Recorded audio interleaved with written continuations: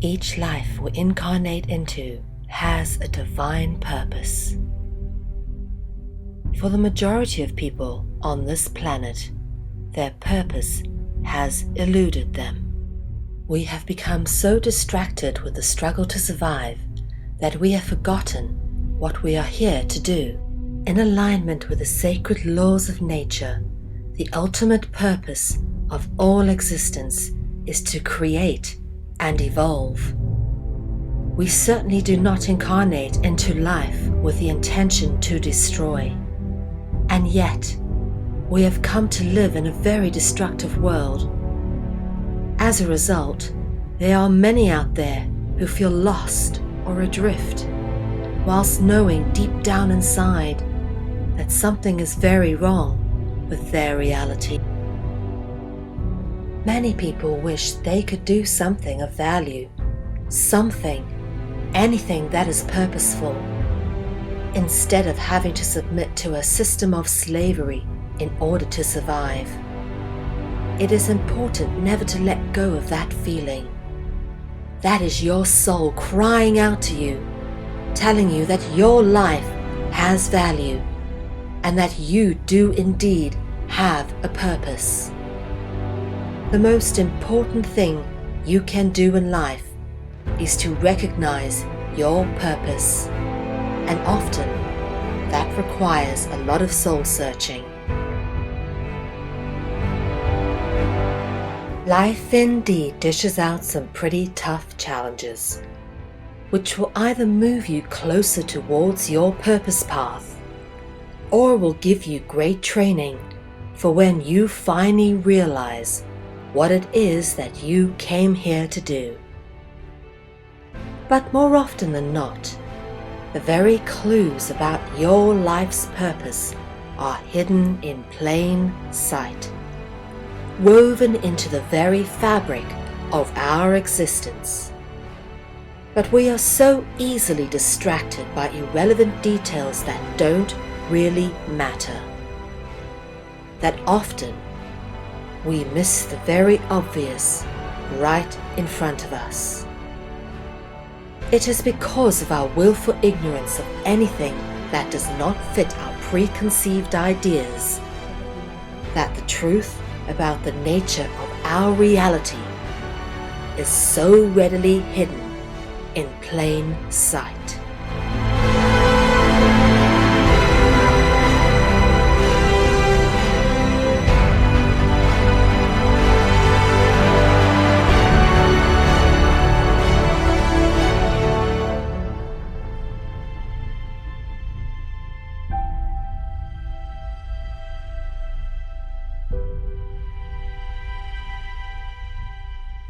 This is a very deep and personal journey, which has come to be expressed in many aspects throughout my life.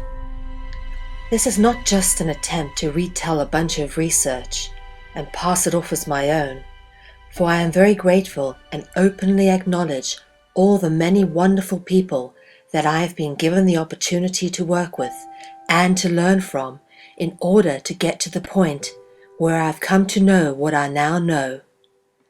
This is a journey I was always destined to go on, and likewise, how I have come to know this information forms as much a part of the story as the information itself.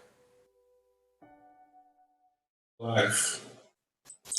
Hello, good evening, everybody. My name is Mel V, and tonight is the second episode of Dragonology. Today is April the 2nd, 2015, and I hope you're all settled in for a good evening of viewing, because this is going to be quite trying on the mind and the understanding. So I hope you can bear with us as we take this meander through some very interesting and very, let's say, thought-provoking moments this evening. Just tying in from where we left off last week with episode 1, a reminder of the expression by Philip K. Dick that the basic tool for the manipulation of reality is in fact the manipulation of words. If you can control the meaning of words, you can control the people who misuse words. Control through language.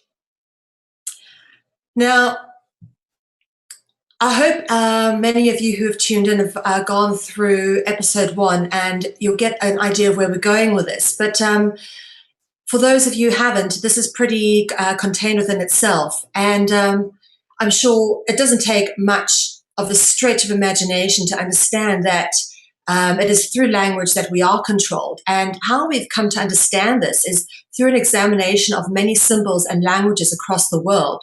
And it's become abundantly clear that in order to know the truth about the nature of our reality, it is essential to examine our language and to get a grasp of what is going on and what it is that's actually being written and what's being said, the real intent and expression behind things. So many commonly used words and expressions have meanings other than what we are aware of. And symbolic lexicons represent words often masked within bigger concepts and bigger phrases, and often that masks other hidden meanings. All languages have root words, and this is very important to understand, is that these words within words, being root words, actually have a different meaning, which means that the word itself possibly has a different meaning or a different intention or origin. So all languages have root words which allude to an origin of said word, which has evolved from an original seed, thought, or intention. Now, what was that thought and what was that intention? This is what we have to consider here. Symbolism. Symbolism is the use of symbols, and it is universal to all cultures. Symbols are not just pictorial motifs, they are encoded into our language, particularly through the mode and application of rhymes, synonyms, and homonyms as symbolic indicators. Now, just to give you an idea of a commonly used rhyme, for example, when I lived in London, I became aware of something called Cockney rhyming slang. And a good example of that is how people would say, up the apples and pears, meaning they're talking about you going up the stairs. I'm going up the apples and pears. And that is actually two things I want to point out here. That is the use of synonyms, because apples and pears are synonymous with each other, okay? But it's also the use of elusive rhyming, because pears is the same as stairs. Well, they rhyme. So you're using synonyms and rhymes to allude to something. And this kind of Cockney rhyming slang is an idea of how we can illustrate what it is we're going to be talking about. In South Africa, that kind of Cockney rhyming slang sort of fell over to when I was a child, because I remember people saying, "Hello, my China." And it was a very common greeting in South Africa when I was a kid, for like the guys to say to each other, "Hello, my China." And what they're actually referring to is the Cockney rhyming slang expression of "hello, my China plate," meaning "hello, mate." And it got shortened to "hello, my China." And actually, I do think they still use that sometimes in England, but when I lived there, I never heard them. That came specifically out of South Africa. So just to show you how this sort of symbolic expression, even within our own language, being English, has evolved, and how it is commonly used in different dialectics and contexts. And as an illustration of what we're going to be talking about today. Symbols hide the dragon. So we dive straight in here into what it's all about. Symbols most definitely do hide the dragon. The purpose of a symbol, a sign, or a synonym is to substitute the object with a symbolic counterpart. Adoption and use of symbols is universal to all cultures and are primarily used as a mechanism of subterfuge in order to hide the truth about the existence of dragons, which is the root of our very culture. Okay, and when I've spoken in the past, I said I've used specific colors for specific things. I always reference anything to do with ritual and cult practice in red, anything to do with language, writing, and reading in blue, and of course anything to do with the dragon will be in purple. And for those who watched last week, you understand, because the Porphyro Gentiae being the purple born. Symbols and etymology. In order to grasp the full extent of just how multi-layered symbolism interconnects, it's important to cross-reference these symbols with some of the etymological roots of our language. And this is where we're going to be going today. This is quite an vast and extensive context of work, so it's very difficult to go in a linear fashion. So just to bring us back to the beginning of where we were last week, when I said, in the beginning was the Word, and the Word was God, and the Word was with God.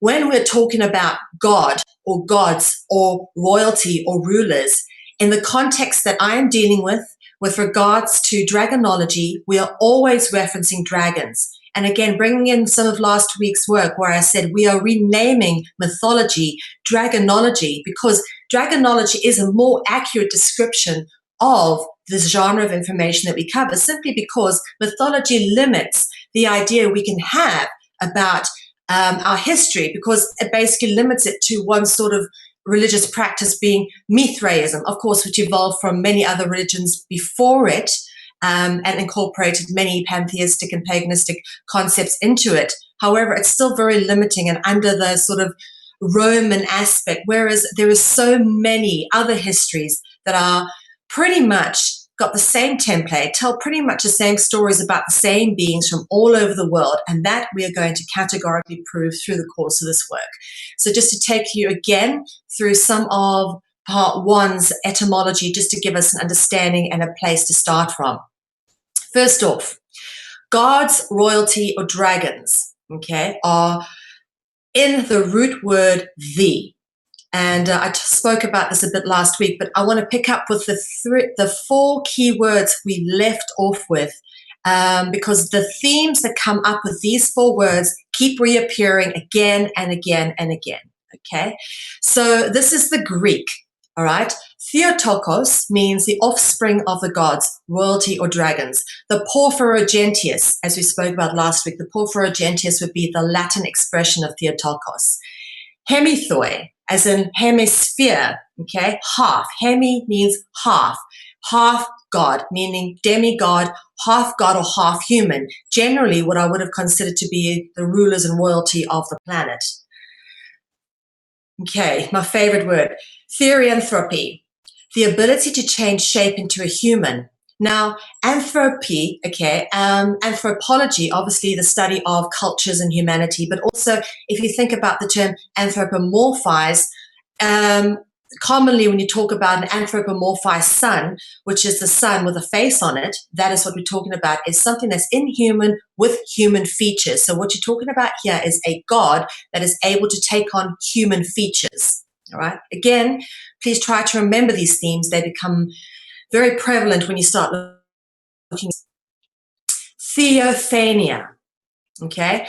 Now, that is a sudden appearance of God out of nowhere. So an incarnation out of supposedly thin air, or the disappearance, for that matter, of a physical incarnate being into seemingly nowhere.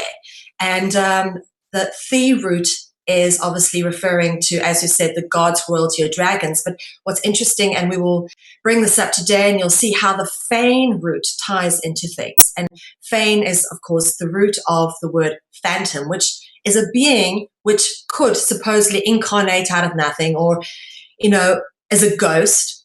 And again, that becomes very interesting because we'll get a bit more into that. Okay, so The is the gods, dragons, rulers, or royalty, and the interconnection between rulers and royalty and dragons is expressed in several ancient languages. And in fact, this is where the evidence that potentially the rulers and royalty of the world are in fact reptilian, as David Icke has said. I know it's a far-flung theory, but when you start to actually look into the language and you see just how prevalent it is in so many different languages, this interconnection, it's pretty hard to ignore. So starting with one of the ones we picked up in last week's episode of Dragonology, and that is the interconnection between basilisk and basileus, which was demonstrated. The basilisk is historically documented as the king of serpents, and the word basileus is the ancient Greek language reference to king. Now we're going to start with some of the etymology that we've been touching on through the course of the week. Of course, I touched on this when I was gifted with a space at the round table over the course of the weekend, last weekend, and that is the root of pior, parla, and para. Now, these words transliterate with each other, but basically, ultimately have the same root, and there's a lot of evolutions of the word and rhymes of these words, which become very apparent and have some very telling themes about the nature of our reality. The Akkadian noun pior means snake. Now, pior relates to the Sanskrit title pala, which means king. Okay, pior, pala, para. That's the three root triad in this one that we're going to be focusing on. And this is an important serpentine word grouping and further reveals the dragon allegory interwoven into our language through root words and phrases. And again, the royalty ruler theme comes up here in the word pharaoh. Now, the pharaohs were known to wear, or depended on when the lower Egypt and Upper Egypt actually joined, the pharaohs began to wear both the cobra and the eagle. I beg your pardon, both the uraeus, which is the cobra, and I think that's an eagle. Yes, it is. But it actually represented the phoenix. And basically, this is a telling theme as well. We always find this sort of symbolism coming up in Egyptian dragonology. So pala and para feed into pharaoh, as you can see over here. And then, of course, where do these people live? They live in a palace. And that's no accident that it's also got the pala root in it. The residence of royalty and rulers, a palace. And I've taken this particular picture of Buckingham Palace because it'll become obvious when we start getting into architecture and I start talking about the Ophidian vibration, how it's locked down in architecture. Take a note of what Buckingham Palace looks like at the court where they do the changing of the guard.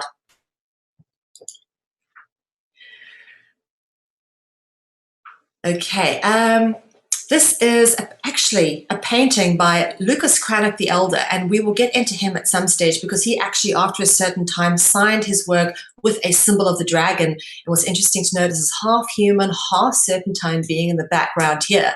But this is the Lucas Cranach depiction of paradise, and you might notice a little UFO up there, and interesting that. But Lucas Cranach is an interesting guy, definitely sponsored and funded by the black nobility and the church. But this is his depiction of paradise, and again, the word para is the root. The Edenic myth, the Garden of Eden is the origin of the concept of paradise. And of course, this is where you've got these little serpent beings coming along, and we will climb. I tell you, the one thing we cannot get away from, and we always come back to, is the Garden of Eden creational myth story with Adam and Eve. This theme just keeps coming back in everything I do. So keep an eye out for that one. We keep coming back to this. Serpentine control of language. All right, so when we talk about how you display language, for example, you would display language in a paragraph, or you would paraphrase something somebody said, or a parable is a story, often in symbolic allegory, that is told, for example, parables of the Bible. And parables were often told in rituals, and still are, as symbolic allegory, and sometimes acted out. And of course, ritual became the root of theater. And if you've ever seen one of these Masonic rituals that they do within the temples, it's, there's a lot of theatrics that go with it. Lines to be learned, people for their places to come in, but it's, quite a thing that they do.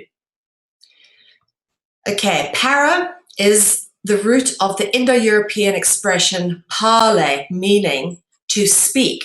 And any of you that have seen the Pirates of the Caribbean Disney mind brain control episodes that have come out, or movies that have come out, I should say, you'll be aware of the plot where they spoke about parley. The pirate, when a pirate is captured, he has the right to declare parley, which is temporary protection until the captured party has an audience with the captain of the ship.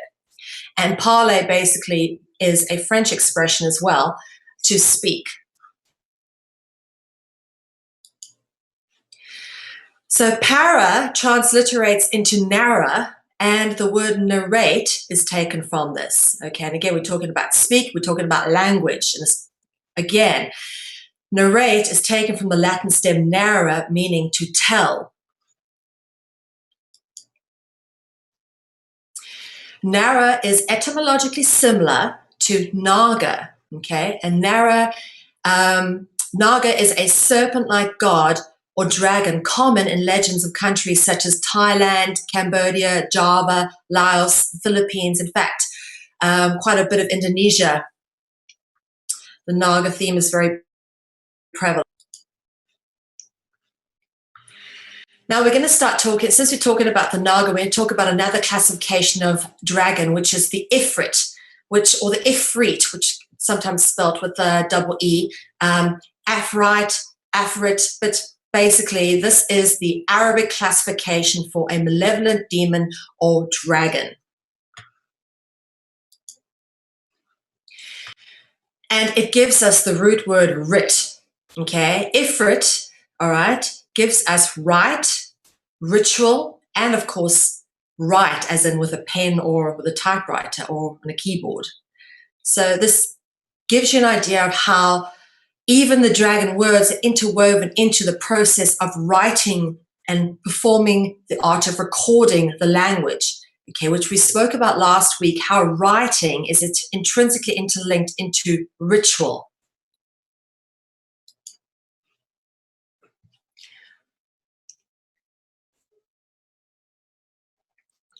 So what do you call the Hebrew language in Hebrew? Judaic law equates the word ifrit with writing, and the modern Hebrew language is referred to as ivrit in Hebrew, and you can actually look this up. So even the Hebrew language is referred to as a word which is similar to ifrit, which is an Arabic classification of malevolent jinn or dragon or demon.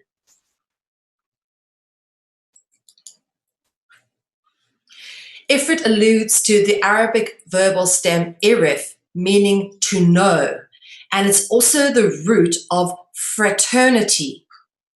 So if you have knowledge or you are in the know, you are normally a member of the fraternity. The Latin word for brotherhood is fraternitas, and it's derived from the Ifrit root.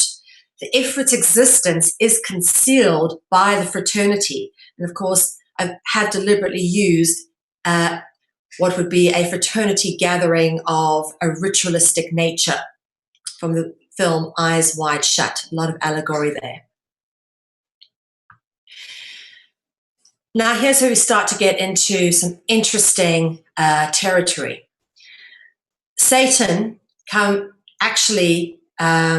is the Arabic word for Satan is shaitani, and that parallels with the Arabic adjective shatir, meaning wise. But this is not the only language in which dragon-like beings are referred to as wise, or the ones who do the writing or talking or language. As we can see, and we spoke about last week, the goddess Sophia actually is a personification of wisdom, okay? And basically, Sophia has the Ophi root word in which we discussed in part 1. Orph or Ophi or Orpheus, for example, is a god with the root word in.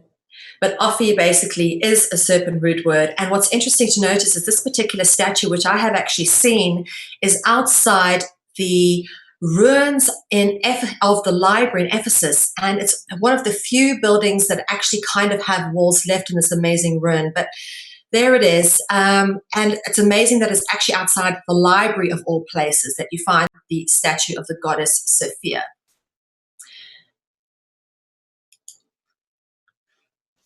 And of course, be wise like serpents. Again, we see the patterns in the Arabic verb kafa, meaning to know, which is cognizant with afa, meaning viper in the Middle Eastern languages.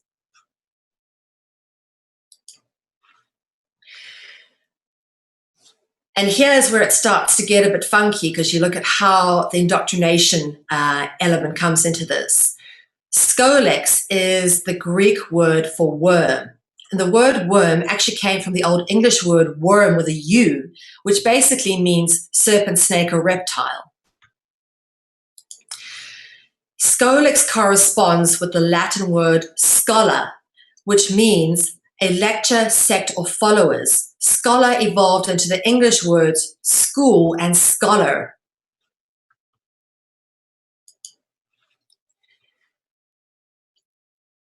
A synonym for a good scholar is a genius. And the words gene, genius, and genie all stem from jinn.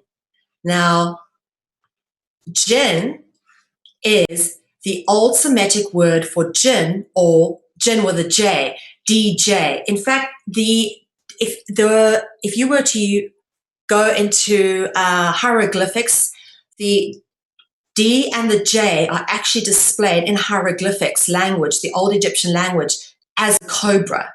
So the J sound is distinctly jinn, jinn. It comes specifically from this particular root, this J sound, DJ specifically. And then, of course, it was transliterated and removed into just the J.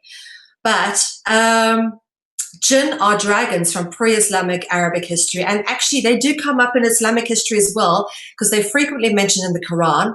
And something I want to bring your attention to here is that actually if you go and read the translation of the 72nd surah, now surah is an important word, we will go on to that in a bit, and it means verse, okay? Now surat basically is verses of the jinn. Now, I want to talk about the word al, because we're going to deal with that in a little bit as well. Okay, Surat al-Jinn. So it's a 72nd surah is entitled Surat al-Jinn, lines or words or paragraphs or scriptures of the jinn. Now, Muhammad al-Fayed has actually said that the reason he changed his name from just Fayed to al-Fayed is because he is in fact descended from Egyptian royalty. And putting the L in front of his name defines that and indicates that. So that's very interesting to notice, because it also finds its way in front of the jinn. And I'll talk about what the L actually means in just a little bit. But surah, L, and jinn are the very important things to understand here, because we go on to that in a second. And first we cover off the jinn. Jinn is the root of words such as, yes, origin. Listen to the connective themes here about the genesis, about our genealogy. Where do we begin? From genes. We talk about generations. Green comes from jinn, okay? And we will go on to discuss even the word plant alludes to the dragon. We start getting into the Melazine mythology. And of course, jinn, the alcoholic spirit. And we'll get on to explain how that is interesting as well. Patterns of connections between dragons and words. The pattern is repeated in the wordplay between the Arabic word surah, meaning verse, as I just spoke about, and the Greek word sauros, meaning reptile. So that's where you start to see the interplay between, again, language and dragon. The life theme starts to connect into the dragon and the language at this point. Here we go. Surah and Soros is rooted to the Semitic root word sau, meaning light, and Saudi, and you often talk about, when you start looking into this, the Saudi priesthood, where you get the word sodomy and things like that, gets interesting. Of course, let there be light. The word Lucifer stems from the Latin expression Luxfer, meaning light bringer. So, of course, this is where the light theme continues. And the light theme continues to everything. Remember, we spoke last week about how the sun is always inextricably linked with dragon symbolism, or at least it is a masking of the dragon through its symbolic expression, I should say. Light and language. The word Lucifer is etymologically linked to Lesefer, meaning to tell. Think about when you use the expression, when you enlighten somebody, okay, you tell them something. So that's where we're going with this one. Knowledge is light, it's wisdom. And we've used the wisdom in this as well already.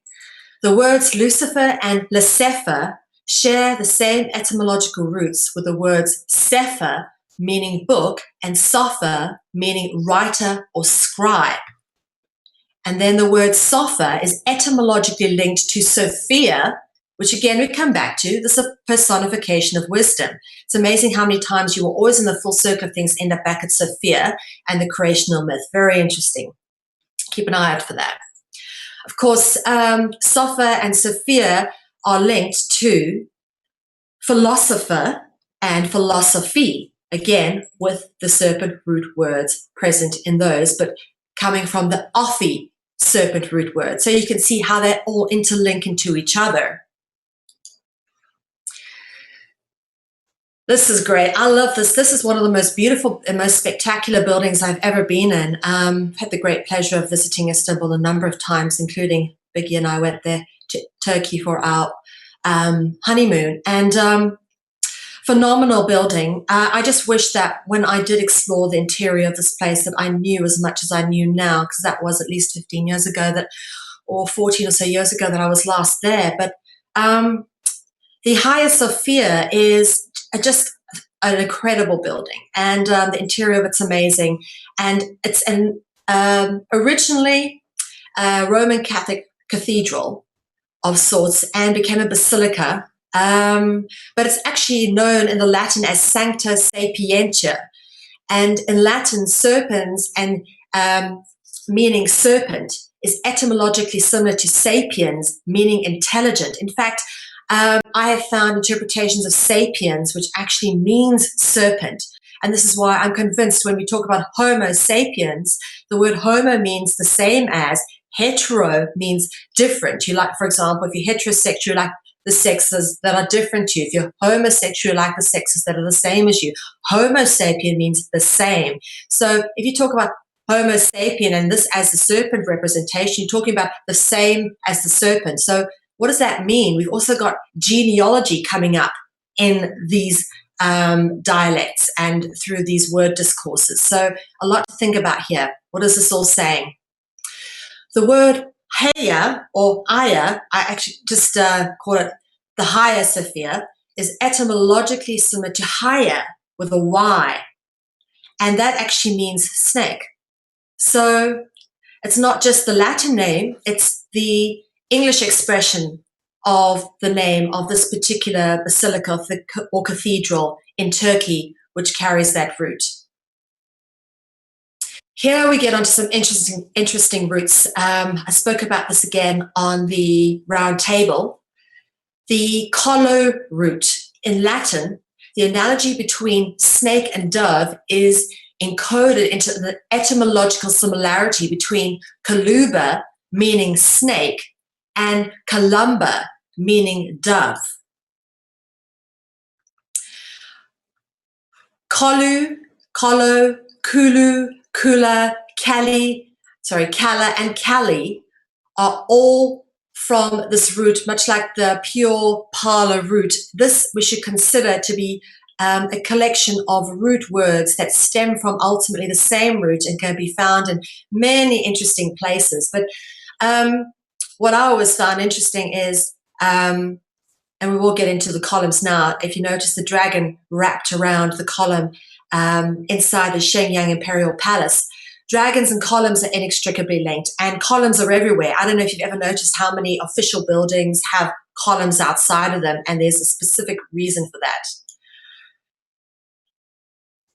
Words from the same column root are colon, which is actually, that can be your colon, like in your intestines, which again is an object that's shaped like a serpent, a long organ, I should say. It's, serpent-like. And this thing over here is the colon monument in Barcelona. And basically it's celebrating the discovery and colonization of the world. There's various symbolic representations around that, around this entire monument. We have been there, and much like in Trafalgar Square, where Nelson's column is, there are also lines around it, which again are symbolic representations either of the sun or of the dragon, because through second degree, the dragon actually can be represented by the lion, because the lion can be a sun symbol, and the sun symbol always masks the dragon. But the words that come from that root are obviously colon, column. Again, you talk about writing a column in a magazine, so the writing theme comes in again. Colony, and this is the one that really bothers me, obviously, because of how the colonization has stripped the world of its beautiful indigenous cultures. Colonial, colloquial, which refers to the way in which we use terms within our native languages, or how we develop our language within our various communities. And then, of course, cloud. Clouds are often used to mask the dragon in artwork. You'll notice that there's a lot of clouds and in sculpture, particularly the Greek and Romans, and they're often used quite specifically as a representation of the dragon. And then, of course, color. And that will tie into when we start looking at artists and the art guilds, which were, of course, funded by the Black nobility families. College, referring to our indoctrination education system. And then, of course, the rhyming word knowledge.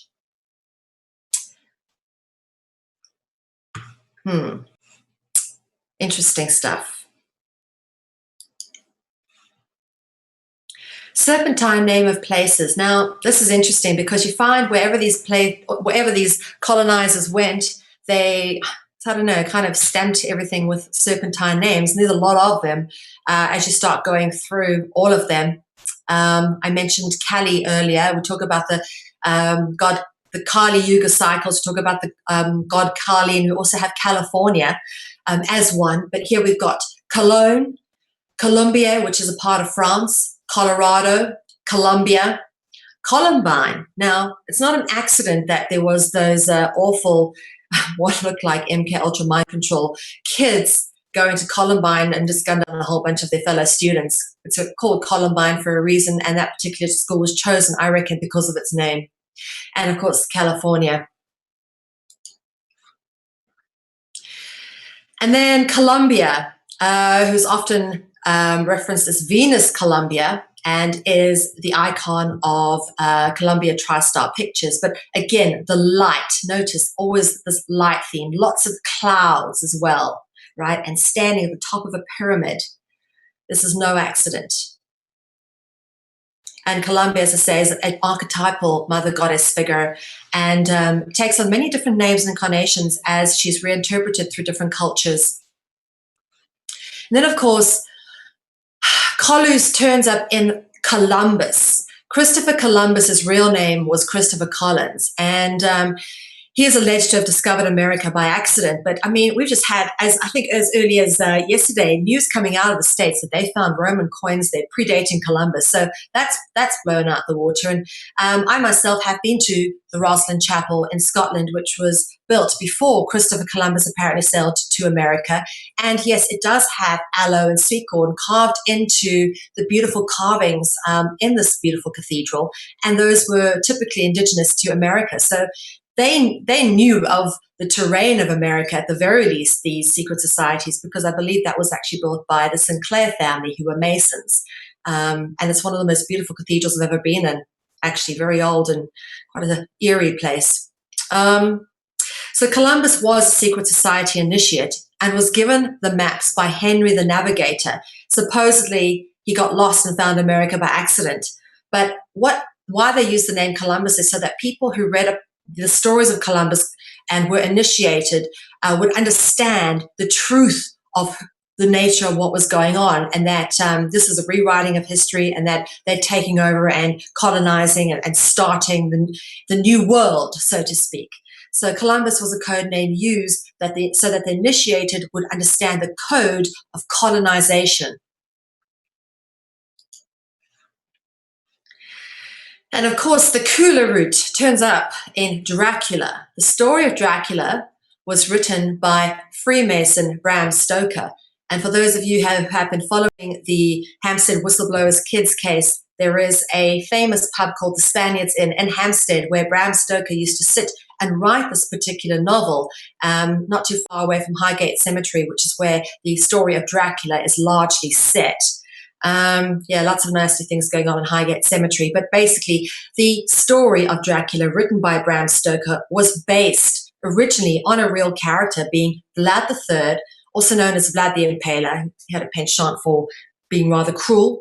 And of course, Vlad Dracula, because he was a member of the Order of the Dragon, which he became a hereditary member due to the fact that his father was a member of the Order of the Dragon.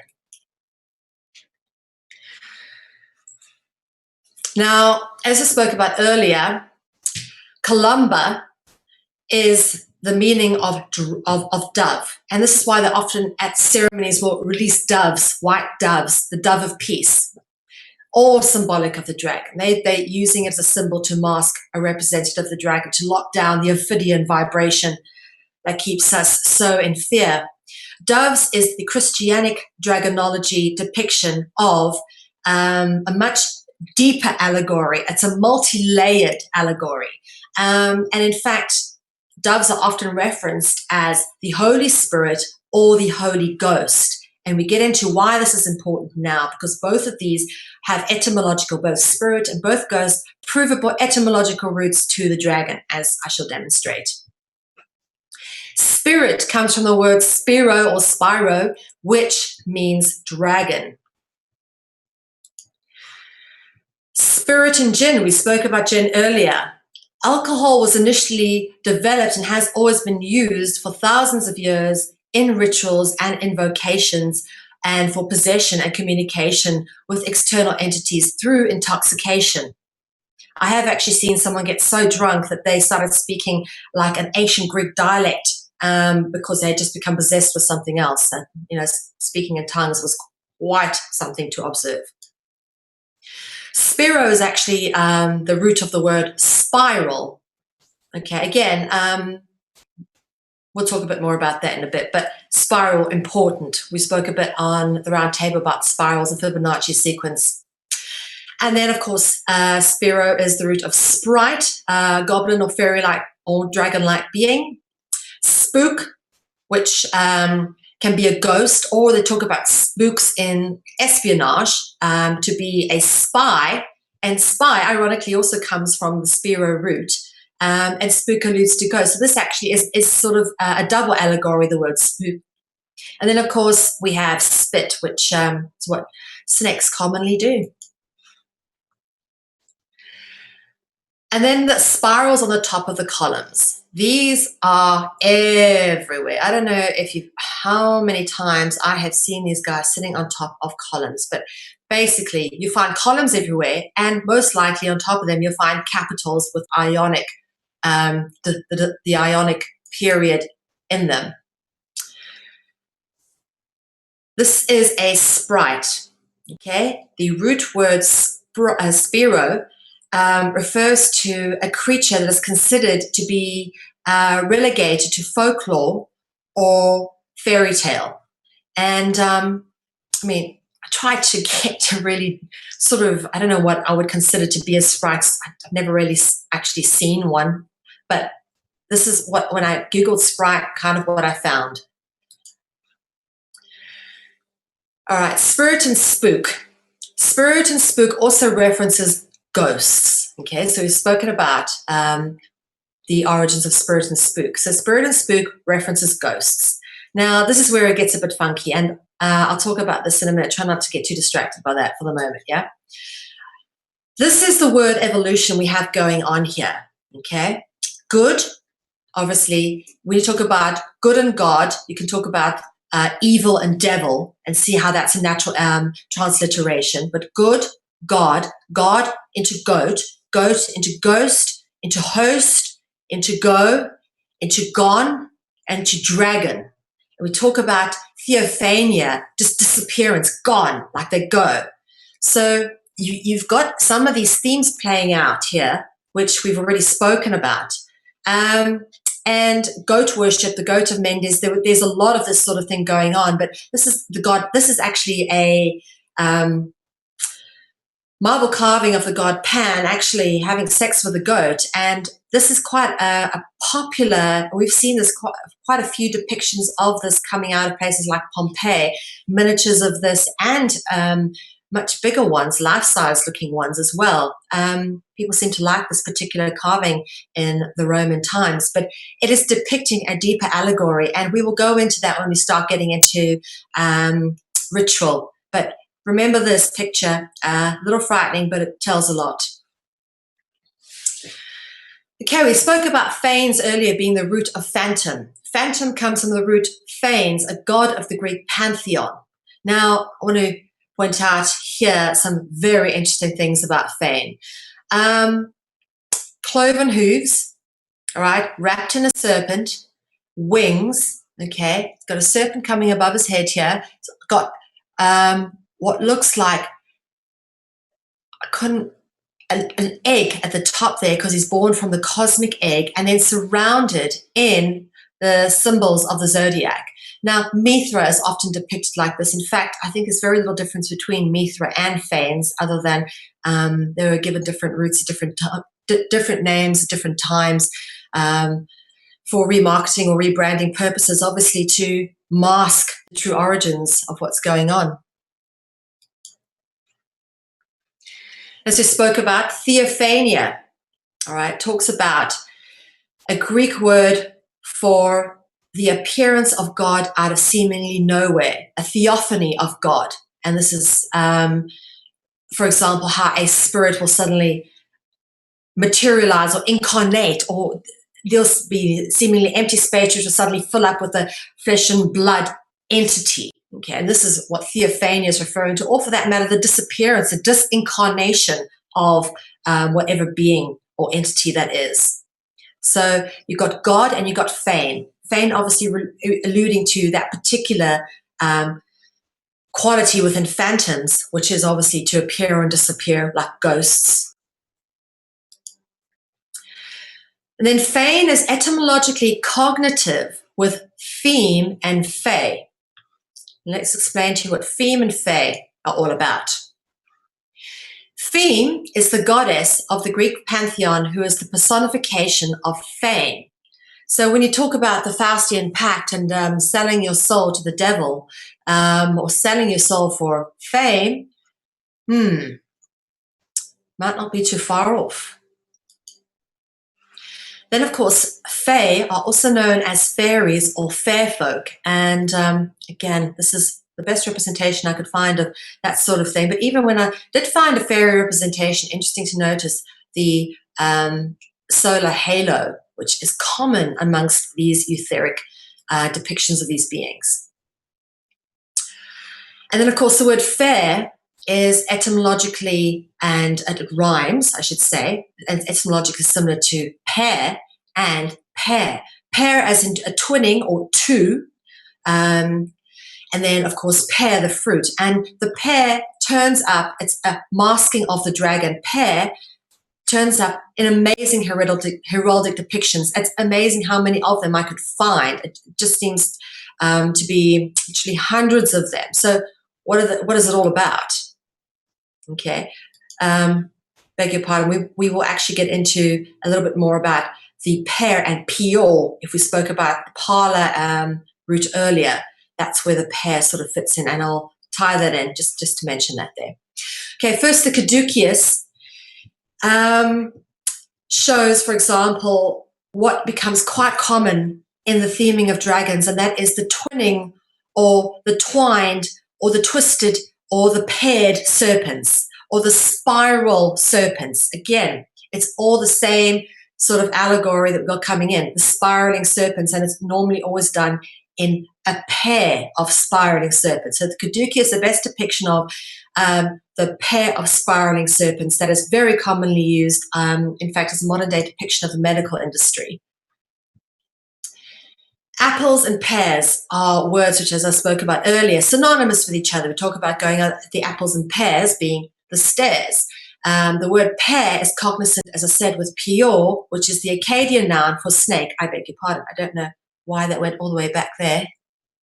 But let's see. I seem to have somehow... There we go. Apples and pears. Whoa.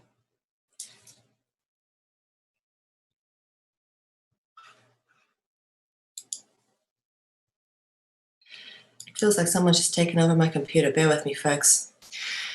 So snakes and apples, right? Snakes and apples are, you know, where have we heard this one before? Snakes and apples just seem to come up everywhere. Apples come up everywhere. Even in pre-Christianic mythology, we talk about the golden apples in the Greek mythology.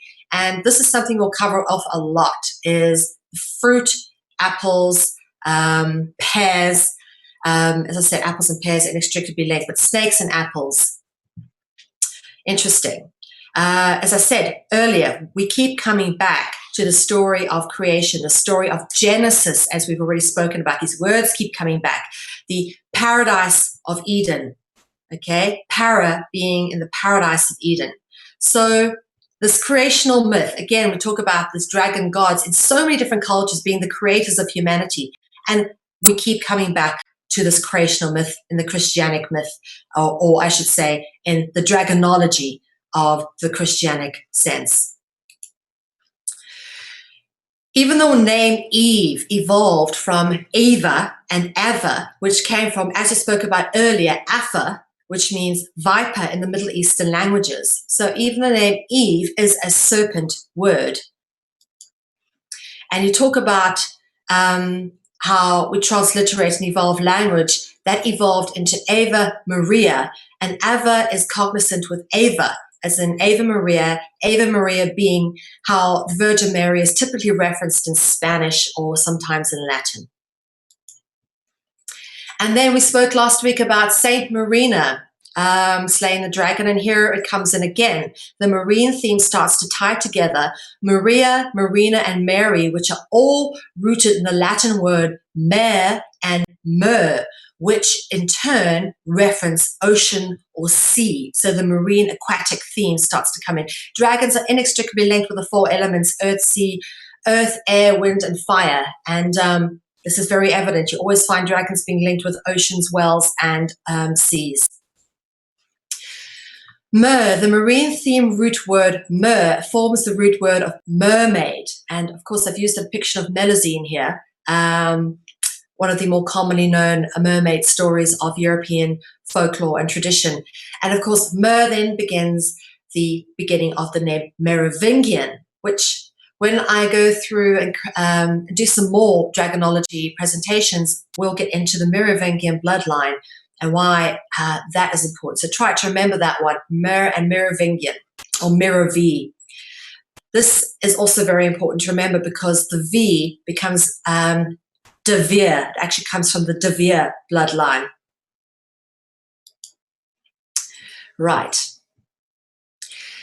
Here's where we show you how L, Il, and L have all transliterated, but ultimately mean the same thing. We spoke earlier about El Surat, I beg your pardon, the Surat al-Jinn. So it's the verses of the royal jinn or the holy jinn, or so many words for it. But El is typically, we start here, commonly known from a lot of the research done by people like Jordan Maxwell as the beginning root syllable of Elohim, as mentioned in the Bible. And basically, it's derived from the old Aramaic word meaning light. And this is evident in the English word electricity, because when you think of electricity, you think of light. So again, the light theme comes back in there.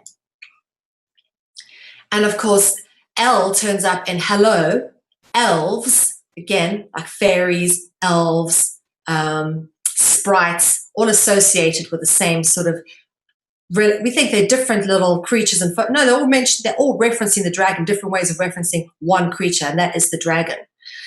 11, they love this particular number. Elite, elect, and of course eel, which is in fact a electric water snake. So how many symbols have we got there? The electric, which is the light, and a water snake. Okay, so it's the water and then snake, and it's L, but it's an eel. That one always blows me away.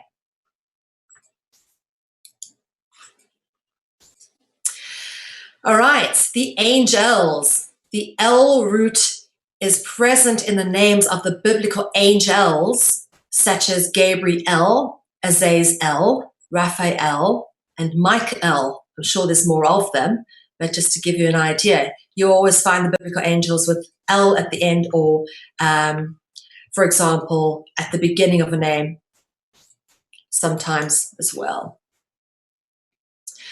So Elohim or Elo is the Hebrew abbreviated, is abbreviated in Hebrew as El and in Latin as Il.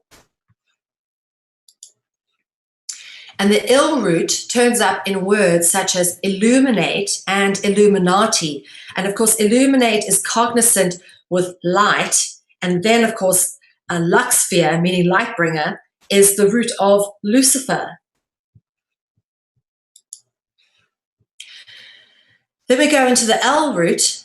Il transliterates into the Arabic El, which is evident in words such as Allah, which is etymologically similar to Pala, which is the root of Palestine. As I said, these serpent root words turn up a lot in places. Put your mark on them with a name. Okay.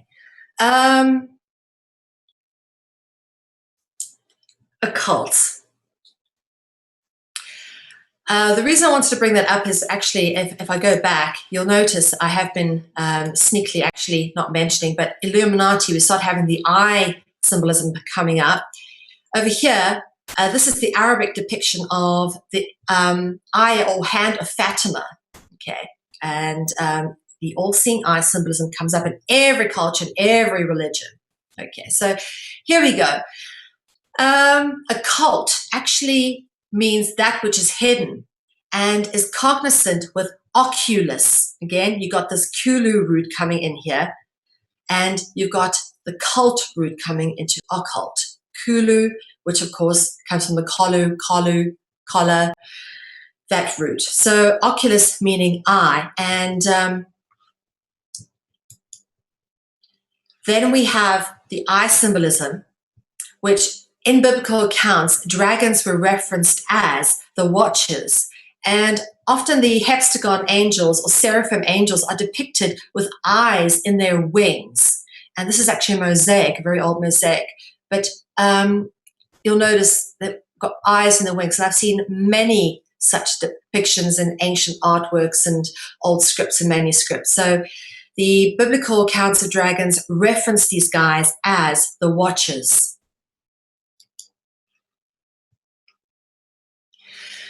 Decipher the deception.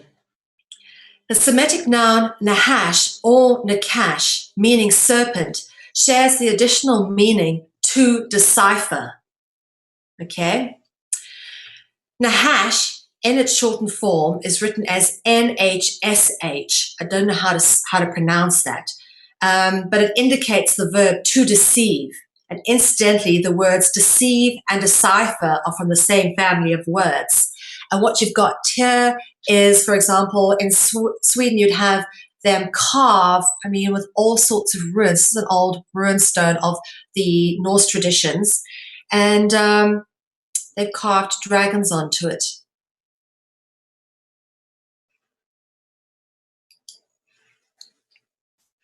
So in conclusion of episode 2, as can be seen through our exploration of dragonology, the evidence of the dragon exists the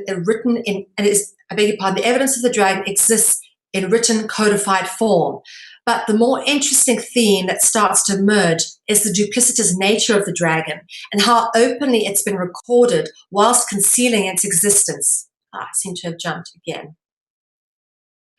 Dragons hide behind a cult ritual whilst not wishing to be found, whilst embedding themselves symbolically into language.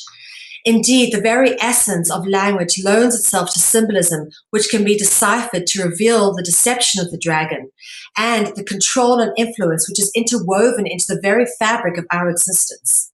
Through language, literature, art, architecture, music, theatre and sport, and many other popular cultural aspects, we can actually find the dragon intricately interwoven into all of it. So that is where we're probably going to go with it next week, is climbing into the cultural aspects of things. So in episode 3, we climb into theatre, sport, ritual, and all the things that we sort of put auxiliary to ourselves for entertainment, which have ultimately been sort of developed to distract us, indoctrinate us, give us something else to focus our intention and energy into, which ultimately gives energy into that Ophidian vibration. So episode 3, there's a lot of time changes, so please do take note of this. 4 p.m. New York time, 9 p.m. London and Morocco time, 10 p.m. Central European and South African time, and of course 6 a.m. Sydney time the following day, Friday morning.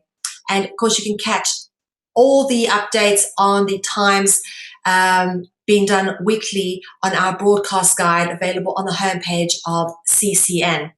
And if you miss anything, all shows on CCN are available on our archive. There is the archive icon on our homepage, which is consciousconsumernetwork.tv. And of course, guys, I just want to say a big thank you to Jorge for creating my beautiful artwork for Dragonology. We are currently trying to find sponsorship for the publication of the Illustrated Encyclopedia of Dragons called Dragonology. Initially, I wrote the South African Guide to the Global Conspiracy as a trilogy. Part 1 was completed. Part 2 was meant to be called The Eye of the Dragon, but it actually evolved into 2 documentaries called Chasing the Dragon and now this Dragonology series, as well as now turning into an encyclopedia. But we really can't do it any justice without actually including all the full color illustrations, and full color printing is really, really expensive. And we'd like to get this project done so that we can have an updated version of mythology, because, you know, not being funny or anything, I bought this out last week, this book, which I wanted to show to everybody. Mythology and Illustrated Encyclopedia by Richard Cavendish and a whole bunch of PhD people who really have written all of this stuff from the point of view of the dominant culture and all of it. I mean, even on the back page, you can, the very back cover, you can see, you know, half serpent, half human-like beings. So it's there in your face, yet they don't actually ever tie together the fact that it is the common root of the dragon that ties all of history together. And we have to look at history through the perspective of the dragon to see how the global perspective ties them together. What they've done is they've compartmentalized it into regions and get us to think of these different things under different titles, different names, be it Naga, be it Jinn, be it Ifrit, whatever it is. It's always under different names, and thus we've not understand our true history due to the fact it's continually rewritten, continually relabeled, epic rebranding going on. But you only have to look at the etymology and follow some of the roots through to really find out what's going on. And we'd like to demonstrate that through the Encyclopedia of Dragons. So guys, please, sponsorship is required as always, and it does take a lot to run Conscious Consumer Network. So feel free to go to our donations page and or click on the donations heart on our homepage and contribute to our work. We'd like to thank you here from CCN headquarters for your interest and attention, and thank you for indulging me in my passion of dragons, and we hope to see you guys next week. Until then, keep searching. My name is Mel V, and I hope you have a good evening.